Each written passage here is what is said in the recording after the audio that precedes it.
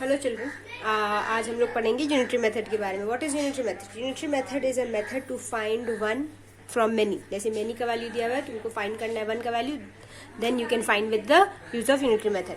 और vice versa, मतलब one का वैल्यू दिया है, तुम्हें कॉस्ट ऑफ मेनी निकालना है, तभी तुम यूनिटरी मेथड यूज करो और कॉस्ट ऑफ मेनी निकाल देंगे। So what is unitary method? Unitary method is a method to find the values of one from many और मेनी फ्रॉम वन। सो यहाँ पर एक एग्जाम्पल दिया है। क्या एग्जाम्पल?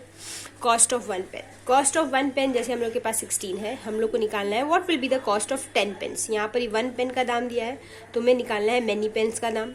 ठीक है, तो फ्रॉम वन टू मेनी हम लोग कैसे निकालेंगे? So cost of 10 pen will be 16 into 10। एक पेन का दाम था 16 और जितना का निकालना है 10, 20, 30, जितना पेन्स का निकालना है, सो यहाँ पर ही उससे मल्टीप्लाई करेंगे। So into 10. So 16 into 10 is 160. So the cost of 10 pen will be 160 rupees. Okay. So जैसे 1 है और हमें many का निकालना है, so we will do multiplication. Second is from many to 1. So ये example है. क्या example? Cost of 20 pencils is equal to rupees 100. 100 rupees है cost of many pencils का. कितना पेंसिल दिया है यहाँ पर ही? 20 पेंसिल है, तो ये है मेनी का value. What will be the cost of each pencil? एक पेंसिल का दाम कितना होगा? So means you have the question is given about many, you have to find the cost of one. So cost of each pencil will be divided, means 100 दाम था, divide by कितना pencils का 100 दाम था? 20 पेंसिल्स का 100 दाम था, सो 100 divided by 20 means 100 divide by 20। Simple fraction में करेंगे तो हम लोग को कैंसिल करने में ईजी होगा, रिड्यूस करने में। सो 100 डिवाइड बाई 20, 0 0 कैंसिल, 2 5 ज़ा 10 मीन्स 5 रुपीज़। मीन्स क्या समझ में आया? कॉस्ट ऑफ मेनी दिया है, मेनी से वन या ईच निकालना है, तो वी विल डू डिविजन। कैसे डिवाइड करेंगे? जितना कॉस्ट था, कितना का कॉस्ट था, जितना कॉस्ट था डिवाइड बाय कितने वैल्यूज़ का कॉस्ट है। यहाँ पे 20 वैल्यू है, सो डिवाइड बाय 20 करेंगे। सो ये था हम लोग का फ्रॉम मेनी टू वन। अब सम्स में आते हैं। चलो, sums number 1। If a fan blade turns around 10,800 times in an hour, एक घंटे में एक फैन ब्लेड जो है वो 10,800 टाइम्स घूमता है। How many times do they turn every second? हर सेकेंड में वो कितना टर्न्स करता है। So first we have to see कि दो यूनिट्स जो दिया है टाइम का, वो एक आर में दिया है और दूसरा सेकेंड में दिया है। So we need to first change the two units. आर में है और सेकेंड में है, तो दोनों को हम लोग smaller units that is second units में लेकर आएंगे। ठीक है, मतलब बोला है इसको सेकेंड में लाने के बाद 1 hour is equals to 60 second, 60 minutes. Minutes को सेकेंड में लाने के लिए इंटू 60, तो 60 इंटू 60 इज 3600 मीन्स 3600 सेकेंड्स में चेंज हो गया। मतलब 3600 सेकेंड्स में fan blade turns 10,800 times. 1 second में how many turns the fan will turn? So ये फैन है, ठीक है, ये फैन है, ये घूम रहा है गोल गोल गोल गोल। ठीक है, ये घूमते घूमते कितना सेकेंड लगा इसको? मतलब एक घंटे तक घूम रहा है, मतलब 3600 सेकेंड्स तक घूम रहा है। तो इन 1 आवर या 3600 seconds a fan blade turns, कितना टर्न्स कर रहा है वो? 10,800 टाइम्स। कितना निकालना है? 1 सेकेंड का निकालना है।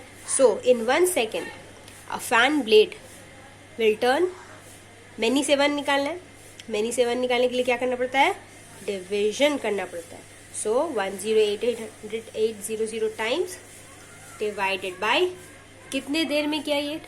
3600, तो 3600 डिवाइड कर देंगे। सो कैंसिल किया, 6 से काटे, फिर 6 से काटे, तो आया मेरा आंसर 3। मतलब इन 1 second the fan blade will turn 3 times. Okay, so the answer will be in 1 second it will turn 3 times. Okay, ये था हम लोग का question number 1।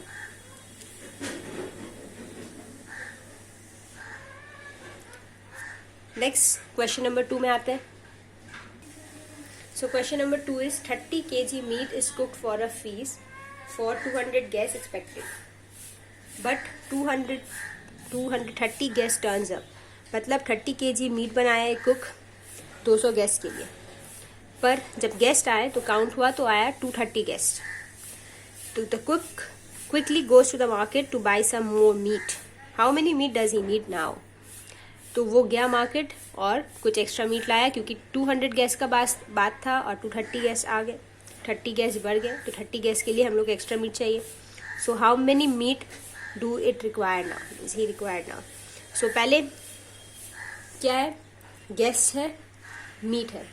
So meat assign for 200 guest. 200 guest के लिए कितना मीट था? 30 kg. एक गेस्ट कितना मीट खाएगा? तो 200 गेस्ट जैसे 30 kg मीट खाएगा तो एक गेस्ट खाएगा. कम करना है, मैनी है यहाँ पर ही, मैनी से 1 वैल्यू लाना है तो डिवाइड कर दिया. 30 kg डिवाइडेड बाय 200. ठीक है, 30 kg डिवाइडेड बाय 200. सो ये आया मीट फॉर 1 गेस्ट. हम लोग को निकालना है meat for 230 guest. One thing to be noted कि हम लोग कभी भी कोई भी मेनी वैल्यू से जैसे 200 से डायरेक्टली 230 में जंप नहीं कर सकते. हम लोग को एक बीच में जंप करना पड़ता है, डैट इज टू दी 1. जैसे 200 दिया है, हम लोग डायरेक्टली 230 गेस्ट का नहीं निकाल सकते थे. हम लोग क्या किया? हम लोग पहले 200 से 1 गेस्ट निकाला, नाउ 1 गेस्ट से फिर 200 में गए. तो इसी को बोलते हैं यूनिटरी मेथड कि तुम डायरेक्ट जंप नहीं कर सकते. तुमको मैनी से 1 है, 1 से मैनी है, ये 2 पाथ है. अब ये 2 पाथ को लेके चलना है. सो 200 गेस्ट से पहले 1 गेस्ट में आए. नाउ फ्रॉम दी 1 गेस्ट तुम 230 गेस्ट निकालेंगे. सो 1 गेस्ट जैसे इतना मीट खा रहा है तो 230 गेस्ट कितना मीट खाएगा? सो 1 गेस्ट का है 30/200 इंटू 230 क्योंकि 230 गेस्ट है हम लोग का, इतना kg मीट. सो कैंसिल किए हम लोग, सब जीरोस को कैंसिल किए, यहाँ इसको जीरो से कैंसिल किए. 3 इंटू 23 इज 69, 69/2, 69/2 kg. ठीक है, उसके बाद ये वाला आएगा 69/2 kg को हम लोग फ्रैक्शन में किए तो ये आया 34.5 kg. So now the cook need 34.5 kg meat for 230 guest. Question जैसे ये आता कि वो कितना मीट खरीदा था बाहर से. सो वो हो जाएगा ऐसे कि वो अभी जो था वो 230 गेस्ट के लिए 34.5 kg मीट खरीदा, मतलब है उसके पास. 200 गेस्ट था तो हम लोग का 30 kg में काम चल रहा था. तो एक्स्ट्रा मीट कितना हो गया? 34.5 kg minus 30 kg, that is 4.5 kg extra meat he will buy from the market. ठीक है, for the 30 new guest. 30 new guest के लिए कितना मीट खरीदा? सिर्फ 4.5 kg. ठीक है, समझ में आया? ये था हम लोग का सम्स नंबर 2.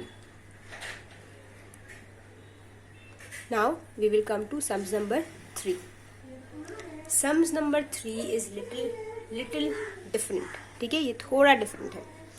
इसमें है हम लोग का वर्कर्स और टाइम. जब भी पर्सन और टाइम रहता है तो एक चीज़ का ध्यान देना है कि जब पर्सन ज़्यादा होता है तो टाइम कम लगता है. कॉमन सेंस, जब ज़्यादा आदमी होगा तो टाइम ऑब्वियसली कम लगेगा काम करने के लिए. और जब पर्सन कम होता है तो टाइम ज़्यादा लगता है. इसको बोलते हैं इन्वर्स रेशियो. ओके, ये इन्वर्स रेशियो में काम करता है. जब एक बढ़ता है तो दूसरा घटता है. और ये सब जो मीट और ये हम लोग जो पढ़ रहे थे इसमें क्या हो रहा था कि कुक 200 आदमी के लिए 30 kg मीट लाया था. आदमी बढ़ा तो मीट भी बढ़ गया. ठीक है, ये तो डायरेक्ट रेशियो होता है. पर पर्सन और टाइम के लिए, वर्कर्स और टाइम के लिए हम लोग का इन्वर्स रेशियो होता है. मतलब जब वर्कर्स बढ़ता है तो टाइम घटता है और जब वर्कर्स घटता है तो टाइम बढ़ता है. ये होता है इन्वर्स रेशियो.